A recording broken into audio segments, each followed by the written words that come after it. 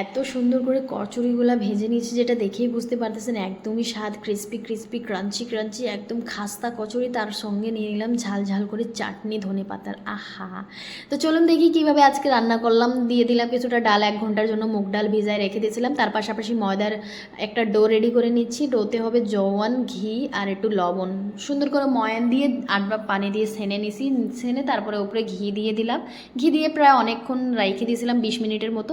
তারপরে ডালটাকে রেডি করে নিলাম, ব্লেন্ড করে নিছি দরদরা করে। তার সঙ্গে একটা মশলা রেডি করে নিছি, জিরে ধনে সৌঁফ গোলমরিচ। তার সঙ্গে উপরে দিয়ে দিলাম একটু বেসিক মশলা, হলুদ লবণ মরিচ। তারপরে দিয়ে দিলাম বেসন। বেসন দিয়ে সুন্দর করে রেডি করে নিয়েছি, অনেক কালার চেঞ্জ হয়ে গেছে। তারপরে দিয়ে দিলাম আমার ডাল যেটা রেডি করে রেখে দিয়েছিলাম আমি ব্লেন্ড করে।